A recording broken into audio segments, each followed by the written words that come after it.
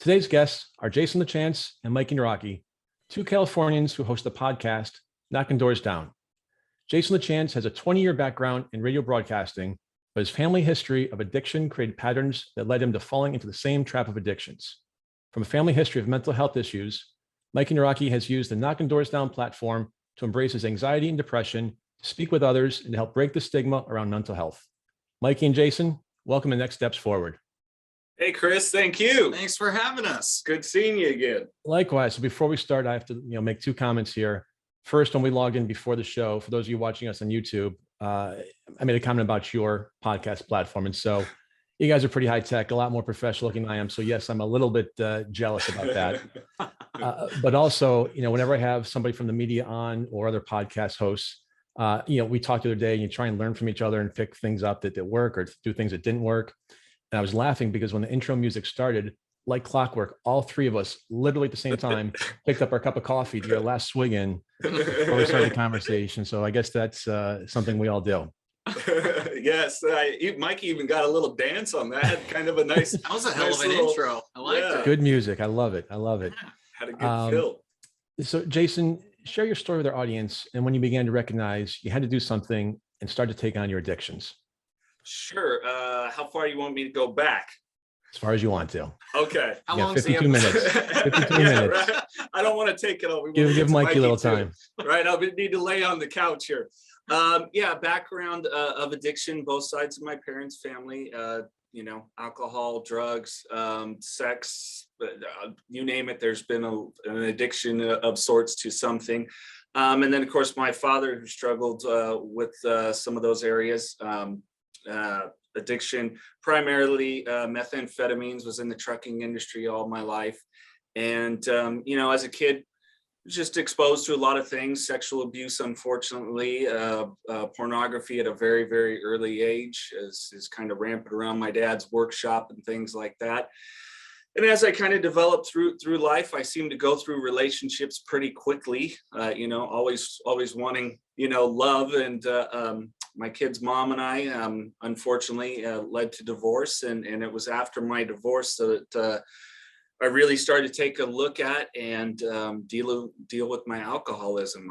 It was the first time I really accepted that, it was a huge part of my destruction of the relationship, and I needed to be there for my kids. And, unfortunately, I've had some subsequent relapses over the last 6.5 years with it, but we're doing over a year now and doing well. And that's kind of the shortest version I can give you.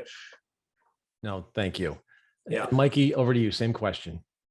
I had recently just found out within probably about a year ago that my grandma was on Valium her entire life. And my mom, so pretty much I get it all from my mother's side because my father's side has no idea what anxiety is. So I pretty much had that my entire life, but it didn't really hit me hard until the cocaine came into play, because I thought I was ODing. I thought I had done too much when really it was just a panic attack. So, 45 minutes go by and I'm still alive. And I was talking to my mom about what I was feeling, of course, left out the coke part. And she was like, "Oh, sweetheart, you have anxiety, runs in the family." And I didn't know what was going on. I just had a weird feeling. I thought I was going to die. And it happened multiple times. Hundreds of times actually, but turns out that's what it is, and we're here to bring awareness to it, let you know you are not alone. Exactly. We've talked on the show many times before. I mentioned the other day, it's okay to not be okay is a very common phrase and theme in today's COVID and Delta variant environment. And so appreciate all the work that you guys do and bringing it out and sharing your personal stories, because obviously that just allows others out there to relate when it's something that's personal and not just reading off a script or notes. Yeah. And Mikey, you just mentioned about, your father's side of the family not knowing what anxiety is. Mm-hmm. We'll get to that about men and mental health later on, but that was a great segue. Suck it up. You're fine. Oh yeah. Rub some dirt on it, right? Rub some dirt on it. That's what I was, yeah. So you've both had a number of guests with different addictions. Is one addiction the same as the next, or are there differences that you've noticed as you talk to your podcast guests? I would have to say, from my perspective, alcoholism seems to vary from drug addiction, especially after speaking with some experts in the field. That it almost seems alcoholism, you are more prone to it. I don't recall anyone that was an alcoholic that we spoke to that just kind of didn't have some sort of trauma background or something like that, and then just kind of fell into it throughout life. It seems to really be more trauma based, whereas we have had people, opioids primarily, that I can think of. Mikey, tell me if I'm wrong, that an injury occurred or something along those lines, and they ended up getting hooked. Do you recollect anything different? It's a lot of injuries. You break something or you rupture something, you get prescribed Vicodin, you take more than the prescribed dosage, and all of a sudden the Vicodin turns to Oxycontin, the Oxycontin turns to needles.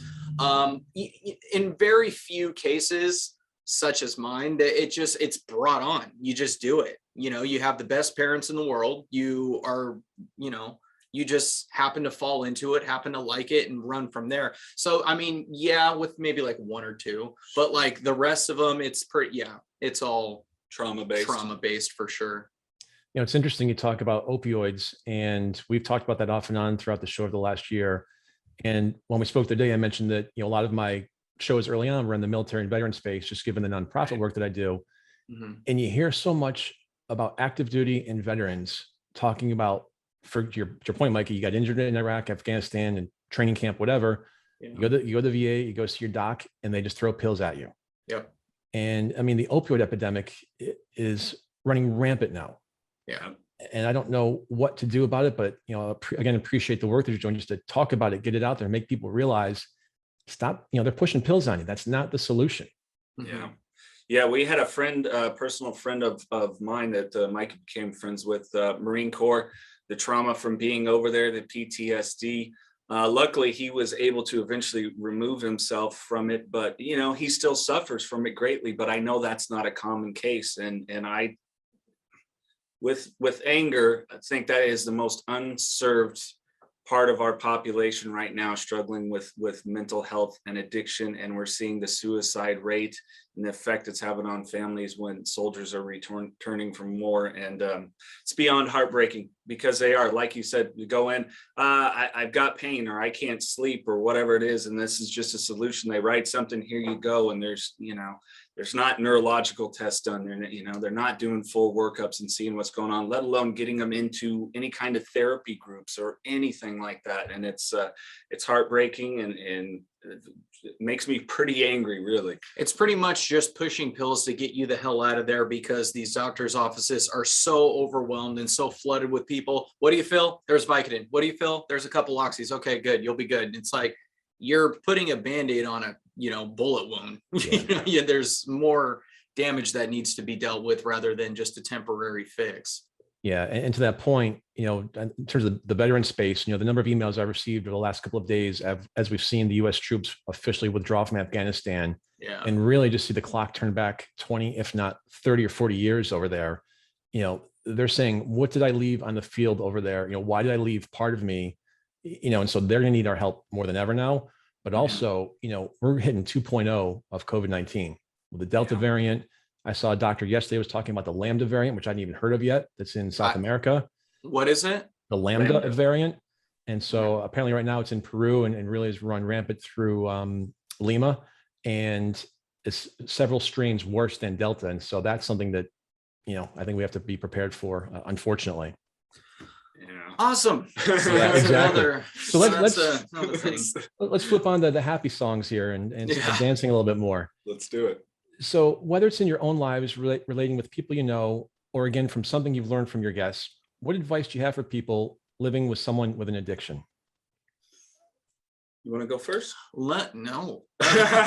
Living with someone with addiction, what advice would I'll go first, it's fine. I think you have to understand, and having dealt with it and even after my divorce, going through a long-term relationship that ended because I wasn't getting clean, is that even though it's the same person, the same body, and the addict has to own their actions, the addiction has taken control. And that person that that you love, that completely disappears, becomes something totally different, unreasonable, that you're just unable to deal with. The person inside isn't gone.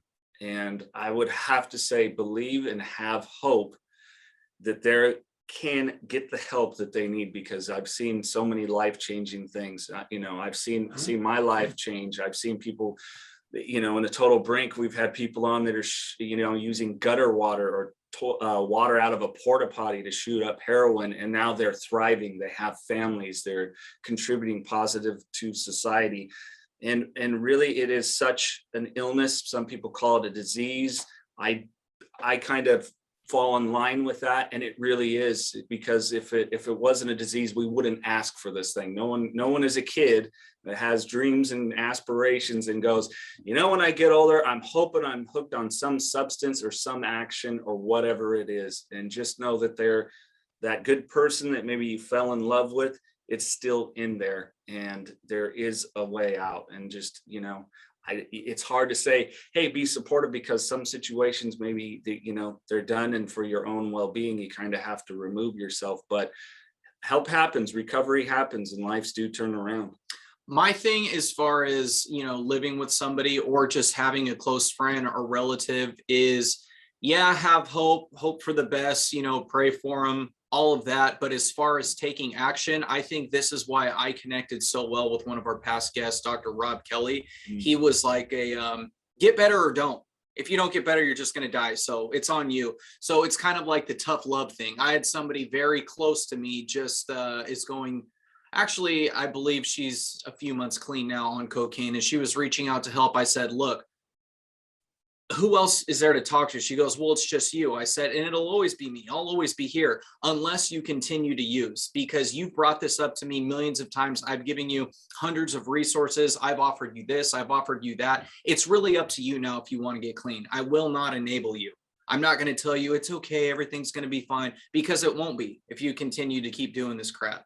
So my way of going at it is the tough love approach. It's like, I'm not always, if you continue to keep doing this to yourself after I've given you all the resources, I've given you numbers here, you have options to go here, and you're just not doing it, then you're making the decision to not get clean. And you're the one who has to want to do it. I want you to get clean, but it doesn't matter what I want. It's what you want. It's how you're going to go about taking care of yourself. And if you're not going to take care of yourself, then no one else will. So, you know, tough love is kind of my approach, and not enabling them, because enabling them would be like, okay, well, here's some money for food. Go buy food. Don't go buy anything else. Like, no, hell no, I'm not doing any of that. If you're hungry, I'll take you to lunch, but I'm not going to give you any money. Yeah. So Jason, we mentioned at the top of the show that you came from a family of addiction, and patterns were set very early that caused you to fall prey to addiction. I think people who don't understand addiction, who have never been around people with addictions, or even look down on people with addictions, think we all make our own decisions, everyone has free will, and we're all responsible for our own choices. For someone with that mindset, could you walk them through those patterns and how they do affect children? Yeah, you know, it's funny because I was one of those people, you know, people go, oh, did you start drinking when you were a teenager? No, not really until my mid-20s did it kind of take off. But the patterns were set. The patterns were set. Maybe I'm just a late bloomer. I think that's probably part of the case just with me in life in general. But these, you know, the things that are going on, sometimes they don't come to maturation until much later in life. You know, our brains don't really mature until about 24, 25 as is anyways. And so I think that people need to understand that, you know, hey, if it's, I didn't see my dad actively use, but I did see him high. And I did see him coming down, and I did have the things that I was exposed to, but they didn't really take hold because I didn't question or have an understanding of it. And so know that if, you know, this is someone that's watching, you know, maybe it's somebody, you know, it's mental health, if it's addiction, which go hand in hand, that the things and the patterns that children are seeing, it is going to greatly affect them later in life. And hopefully we can get to a point where, you know, youth has an avenue to talk more openly about these things and what's going on. I hope that shift is going, but people need to be aware, you know, parents, kids are watching, they're feeling, they're absorbing, you know, everything. And that's just the energy or whatever else it is. So you got to be very aware of what is going on around their lives. We hear it so much when talking about addiction that it's almost a cliche. The first step to overcoming addiction is to recognize you have a problem. From your own experiences and the experiences your podcast guests have shared, how hard is it to recognize that you have a problem? And is the harder part recognizing that you have a problem or accepting that you have a problem? I think you got to recognize it first, because if you don't recognize the fact that you have a problem, you'll just be under the impression that you don't need to get help. So once you recognize you have a problem, then you accept it and then you seek help. But if you don't recognize the fact that there's a problem, then in your mind, there's nothing to fix. So that would be mine. Yeah, I definitely, fought it. I just figured, oh, well, I'm stressed come the end of the week and I'm a binge drinker. Well, then once it started becoming, I had to have 3 or 4 a night. Then it was 6. Then it was a 12 pack. And, then eventually when you start, missing work in my case, or not getting my kids to school when I had them, or whatever it is. And at that point it was more of recognizing it, accepting it, and then feeling lost on how to reach out. What were those resources? And thank goodness it's becoming more readily available for, people to, one of the good things the pandemic was I was doing AA meetings on Zoom. There was no excuse to miss them anymore, or to not make one at least once a week. And so for me, it was definitely that acknowledging it and then recognizing what was triggering that continual use. And and so once I was able to do that, then I was able to ask for help in the way that I needed to. So I imagine it could depend on the addiction, but from your own experiences, what's the hardest part of overcoming an addiction, the physical side or the mentally emotional side? For myself, it'd be the mental part, because when you're not in your right mind, you don't really focus on anxiety. You know what I mean? When you're high or when you're just absolutely annihilated, your anxiety is not there, but it's there the next day. And a doctor explained it to me. You have these endorphins that are just pumping like crazy when you're high or intoxicated or whatever. And the next day when you're coming down, it's not pumping as fast, which causes the anxiety. So when you're under the influence of whatever, there's no anxiety. So you don't really worry about it. So my own personal opinion on it would be the mental aspect of it. I would have to say the mental, because of all the damage that I did. I had to do a lot of repair work, a lot of making amends to people. And in doing that, I had to get in touch with some emotions that I hadn't felt stuffed away, or that put some dirt on it mentality, and just shove it aside. I had to start feeling the pain of it all. Because really sober, I was living very numbly. I was very numb in a sober state. Then when I would drink, I would get either loving, or depending on the person, they would get the angry, a-hole Jason that came out. And so I had to really kind of go back to being able to learn new coping skills to deal with the emotional damage that I caused, and feel that remorse, that regret. So I think, yes, the physical pain sucks. Fortunately, I didn't have any withdrawal, even for a heavy drinker. There was definitely one of my doctors was fearful that maybe seizures that happen to alcoholics and stuff like that. But I don't think I was maybe at that point, or just my body, my genetics. Luckily, I didn't have any of those after effects, knock on wood, that I've still continued to get good bills of health. But, the mental and emotional toll, it was tough. It's still tough. It's still tough to connect with people at times. Jason, how has music helped you in coping with your addictions? And Mikey, do you have something that is especially useful to you as a coping mechanism?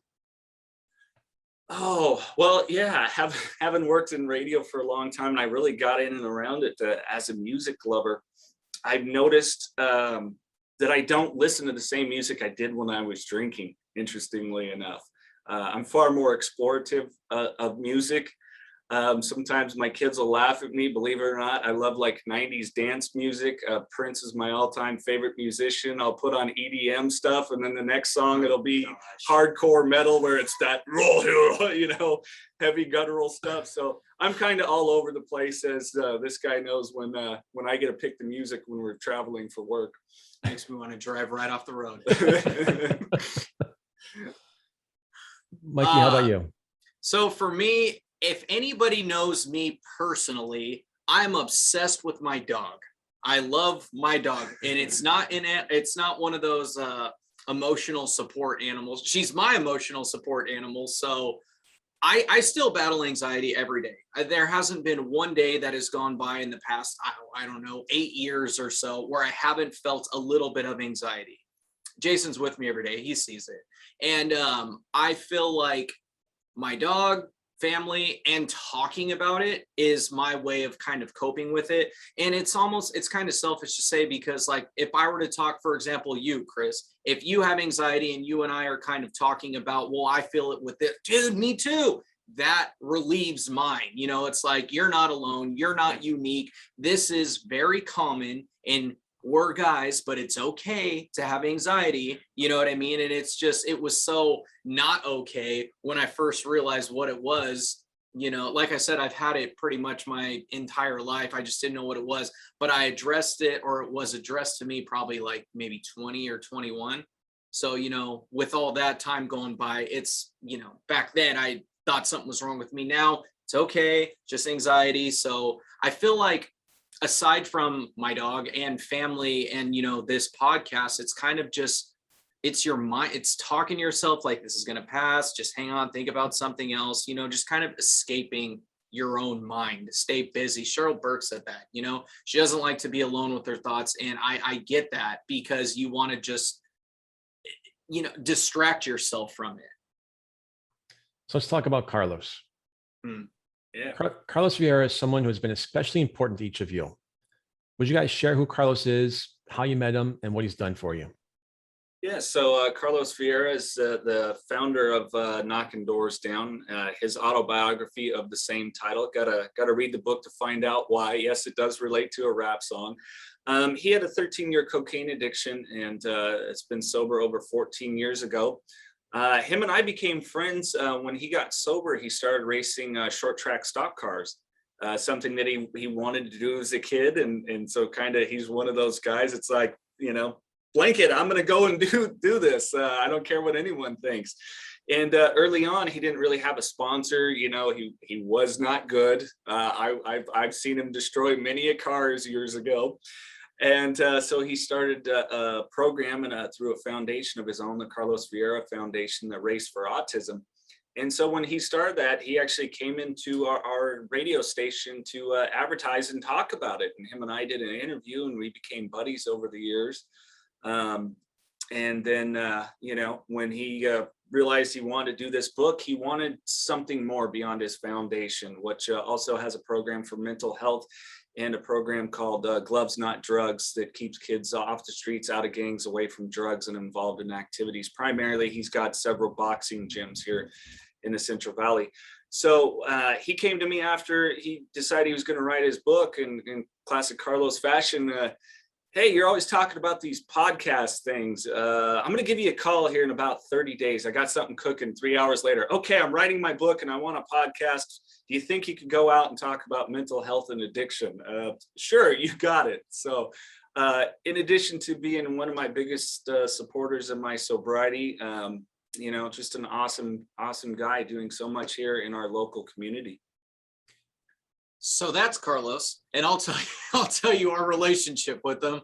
Well, my relationship with him. I had been working for a company of his, 5150, for, geez, maybe about 8 years now. So I was hired, and then, you know, I had always heard of this Carlos Vieira. I knew he owned the whole thing. I just didn't know who he was. And then I met him on a Christmas party, and him and his wife Asia are just the sweetest people ever. They welcome you like family. You know, I don't feel like I work for them. I feel like we're just a part of one big family. And yeah, I mean, the rest is rock and roll history. You know, like we've just been, I don't know how else to explain it. Like, it's really just like a giant family here. Like, yeah. That's just how they treat you all. It's just very welcoming, and yeah, it's awesome. And concerning the podcast, it was right around when the pandemic started. There was a 5150 energy drink that Mikey worked for.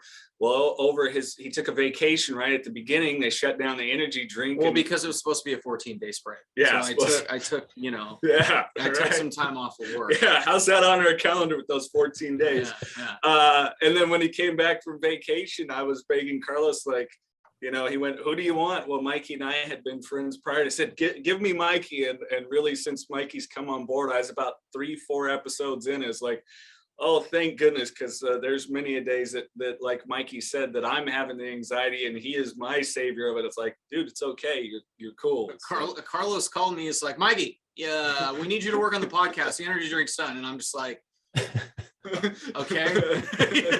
You got it, man. You got it, bro. And I love it. You know, I couldn't have been happier with the decision him and Jason made to bring me here. So yeah, it's been great. And I'm laughing a little bit as well. When we spoke a few days ago, I also thought it was going to be about a 14-day thing. Yeah, right. You know, here we are 16 months later or whatever it is.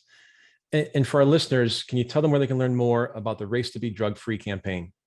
Sure, you can go to Carlos Vieira Foundation.org. I know it's a little bit, might be a name you're not familiar with, but trust me, you Google it, you're going to find it. And again, those great campaigns. There's the Race for Autism.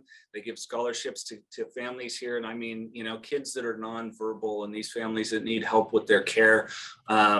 Or other stuff. I mean, they even, you know, they'll go out, and if the kid is into an iPad, use funds that are donated to go directly to that family, maybe, you know, learning tools and stuff along that line, as well as the Race to End the Stigma, the mental health for scholarships for kids going off to college and things of that nature. So Carlos Vieira Foundation.org for all those programs. And it's really a great organization.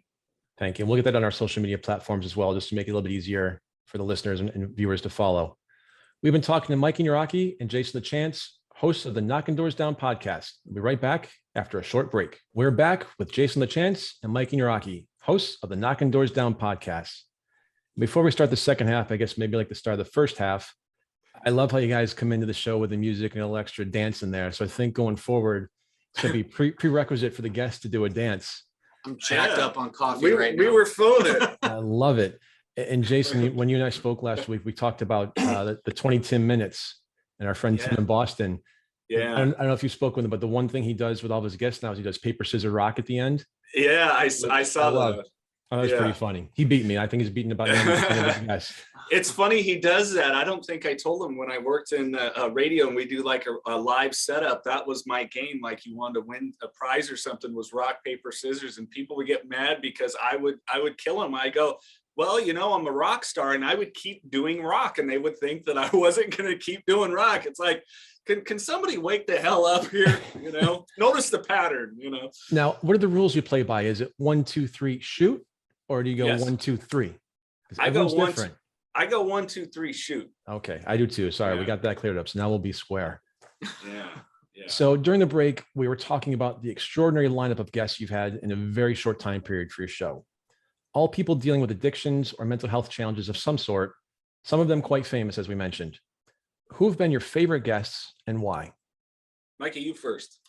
Well, you know, I've had my favorite guests, Bam Margera. I grew up watching Viva La Bam, Jackass, all that, and I skateboarded for 15 years. So I loved Bam. So he was great to have on. Charlie Sheen, enough said, you know, it's Charlie Sheen. He was awesome. And, you know, for being as famous as he is, he was the most down-to-earth, just cool guy, easygoing, someone you'd be okay grabbing coffee with in the morning, like just wasn't arrogant at all, just a sweet guy.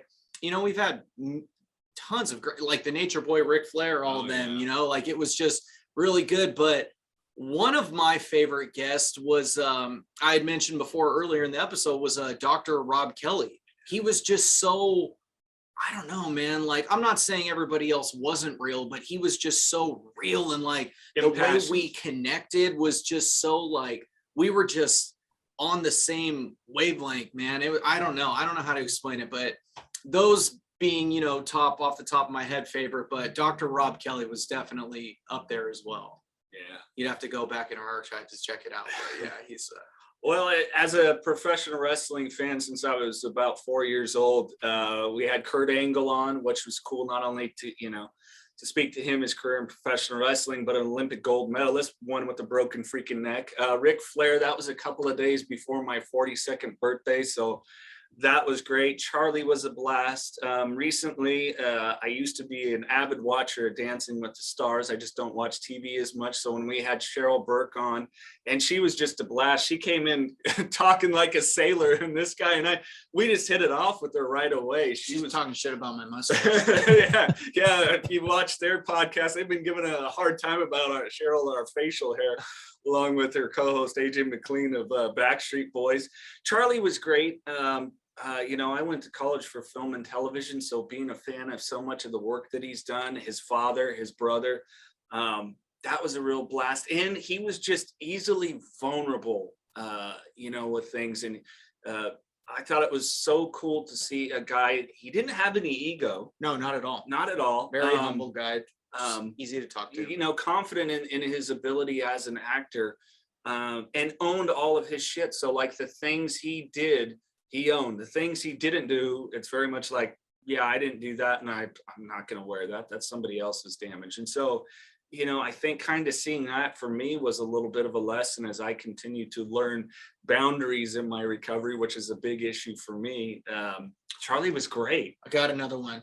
Yeah. Okay, so Denise Richards.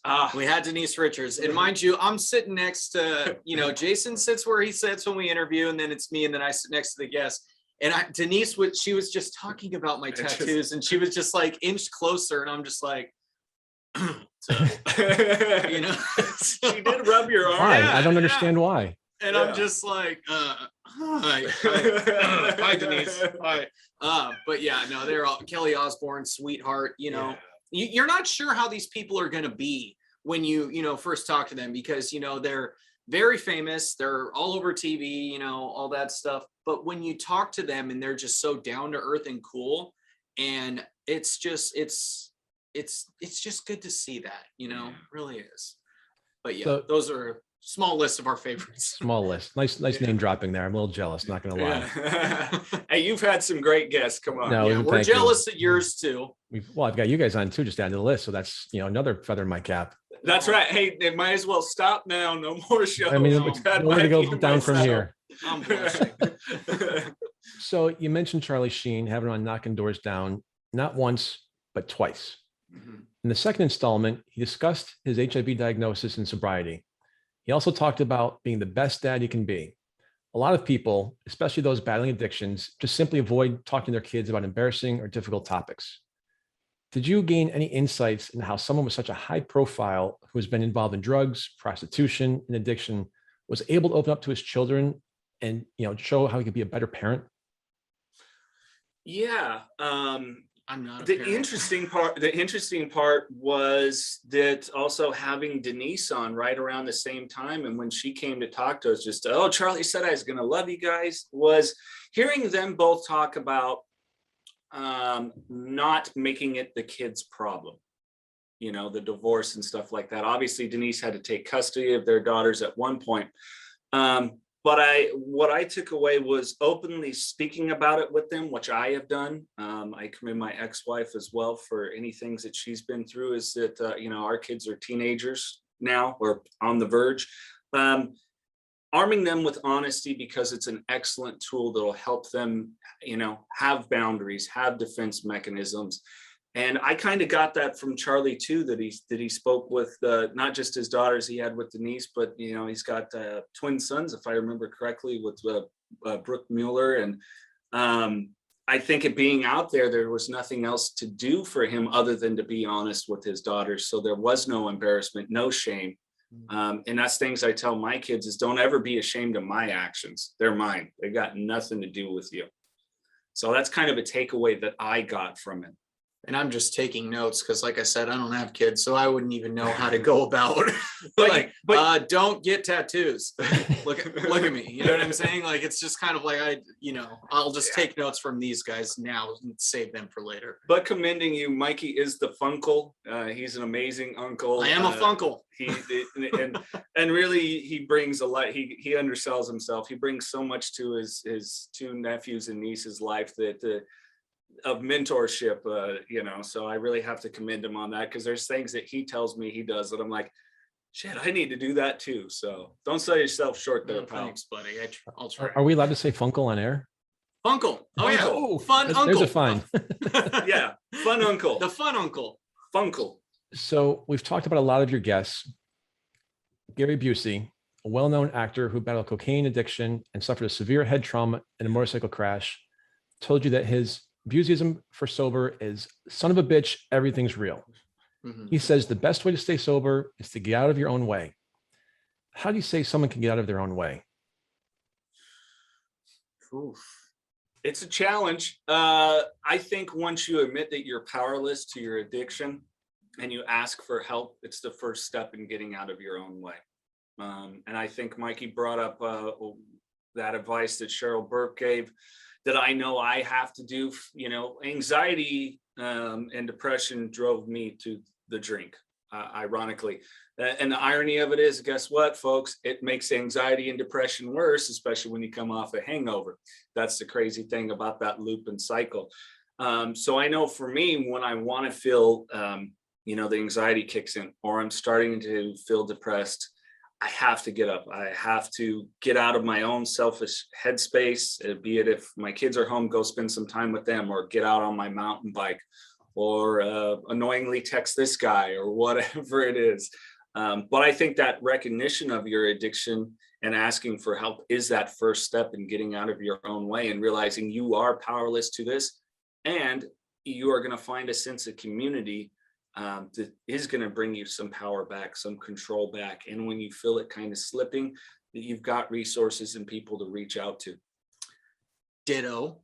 Because I couldn't have said it better myself. But yes, as far as anxiety and recognizing you have, that's why I hate flying. And it's not because I'm afraid the plane's going to go down. It's just if I have an anxiety attack on an airplane, I have nowhere to go. I have nowhere to walk to. I can walk to the bathroom, but I know that I have to disturb 5 people going through the aisle, and then that causes more anxiety. So like Jason just said, it's get up, walk. What I like to do when I'm, here is I'll get up, walk, splash some cold water in my face or something, and then just, take a lap or something. Just get your mind off of it. Just be able to escape where you're at right now. So I guess that'd be kind of getting out of your own way in a sense, Sure. right? I think and if you kick into those anxiety, depression modes, you got to do some action to get out of it. You got to get busy that brain in some way, shape, or form. I mean, even his recommendation, like, hey, you used to love video games. I went out and bought, racing games and the Lego, games where you can, Star Wars mainly, or whatever it is. So little things that'll just take my mind out of that space for me, it's kind of a self-loathing, feeling sorry for myself that drives depression. And then anxiety is the questioning of, am I a good enough dad? Is this podcast going to succeed? Will I have a solid relationship? So all those things. One of your guests talked about addiction to pornography, which was described as the addiction no one talks about. Why do you think that addiction is particularly difficult to talk about? And what did you learn about getting people to open up when they're dealing with that problem? Joshua Shea, great guy. Was really eye-opening. I have to admit that I believe that was, primarily my father's biggest issue was surrounding sex and sexuality. And people, I think, because I had a lot of pornography around the house as a kid, and it has been a thing that at points in my life I did not have a healthy relationship with, and it's just not a part of my life at all. And I think talking with him, you learn that it's not a sex thing, oddly enough. For him, he really spoke about the control that, as he put it, if I want, 5 women's, 2 dogs, and a guy with a pitching wedge, I can Google that and I can find it.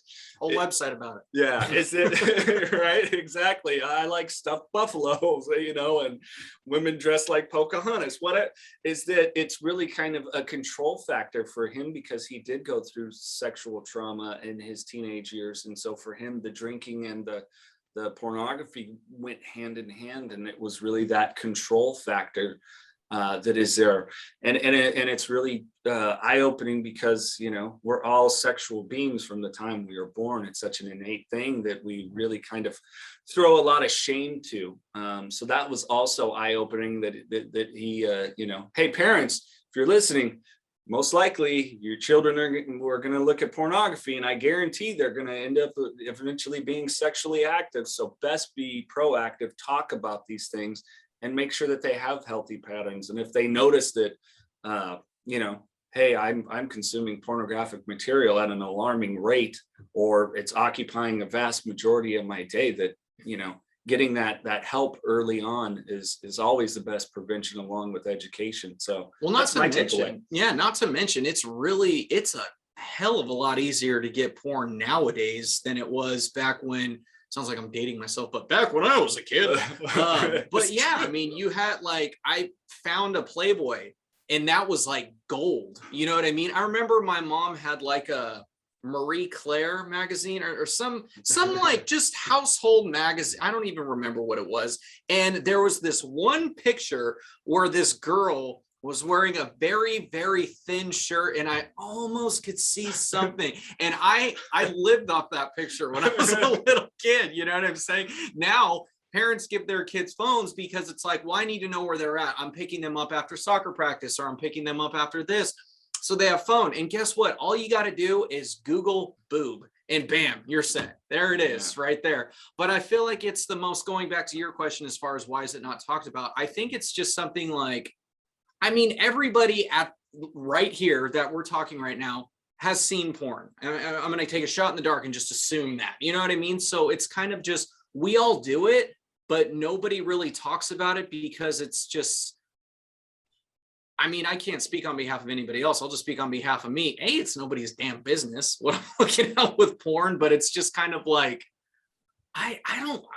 it's just not talked about much. And to give you a specific reason, I don't know why, but it's okay. I think it's that I don't know why, I think it's that discomfort, parent to child. I know you would think, with all the stuff that was readily around when I was a child, never had a sex talk with my parents ever. So me either. I never got the sex talk either. Was that common? I think so. Our parents, we kind of come from, and I don't know about you, Chris, but we come from a different generation of parent that the best term I heard it put, this gentleman, Tony Hoffman, who was on the show, one of our early guests, was our parents were emotionally immature in so many areas. It was, again, that rub it off, put some dirt on it, walk it off kind of mentality with your emotions. My kids, their great grandparents are even alive. And when, I was talking with their great grandmother about what we do, she was like, "Oh, wow, babe, because that stuff you really just got to stuff down and put aside," in her 90s. And it's like, yeah, that's healthy. No, that's actually not what you want to do. Because when you do that, guess what? You end up like me, drinking yourself to death for 15 years, So I think it comes along with that. And I think people need to be aware that it is really addictive, especially because guess what? If it's masturbation, it feels good. When we see sexual acts, it does release serotonin in our brains and stuff like that. But you can easily, much like any other drug, alcohol, or whatever it is, start to deplete the way that your brain processes that and desensitize yourself. And the statistics are getting alarming for young men and even women, not as high as men, but in their late teens and 20s, that are becoming sexually addicted to pornography. And it's damaging relationships, it's damaging their sex life. We think things like impotency for men much older. No, it's happening now with as early as late teens, where this stuff is greatly affecting the sensitivity of the brain and what they think sexuality is. So it can be a very dangerous road for sure. And just to clear it up too, I wasn't given the sex talk or whatever, but I'm not complaining about that. You know what I mean? I'm not bashing my parents or anything. I don't have kids. I'm also STD free. So whatever they did worked, so it's okay. But it's just like Tony had said, that it's just, it wasn't like they intentionally didn't talk to me about it because I was a neglected child. No, it just wasn't brought up because that just wasn't their way of parenting. Yeah. It's nothing to complain about. That's just kind of how it was. Yeah. So Mikey, you've shared that talking about anxiety with some of your podcast guests can trigger your anxiety. Oh yeah. And I think you told me that you can manage your anxiety, but it's always there. Mm-hmm. What approaches have you tried to managing your anxiety, and which ones work best for you?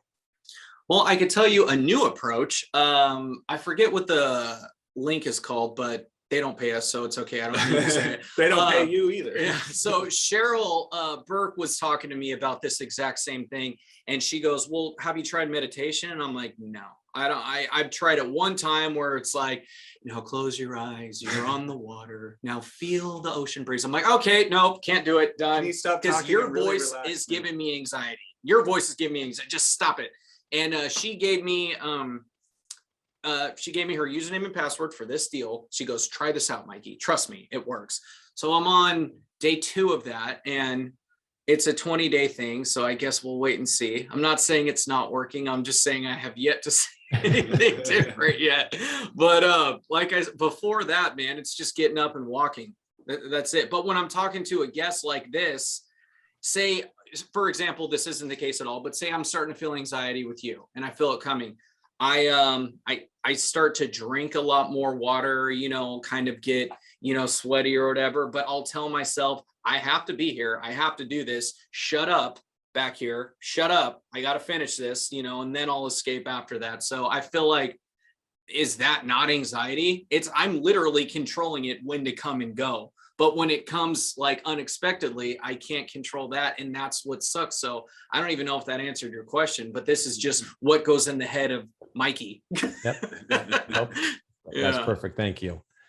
So you guys both look very healthy. What part of nutrition, exercise, we was talking about spirituality or mindfulness, what do they play in terms of addiction recovery? For me, spirituality has become a big part of my life. I like that I can do business with the God of my choosing, but it still allows me to connect with others that are maybe more stringent in their, religious beliefs. I try to pray every morning and every night. Gratitude is a huge focus of mine.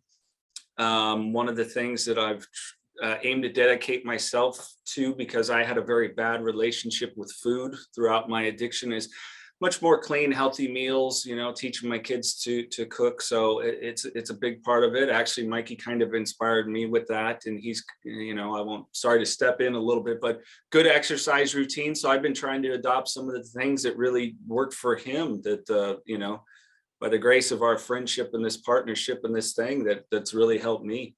I'm trying to get rid of this dad bod, Chris. So what I'm doing is, but I'm not a dad, but it's still a dad bod. So what I do, I try to have a lot of protein because I don't eat meat, but I do eat fish. So I'm pescatarian. So I'll do, a lot of protein shakes, a lot of fish, brown rice, eggs, stuff like that. And I try to work out at least 5 days a week. If it's not lifting or something, it's at least just sweating.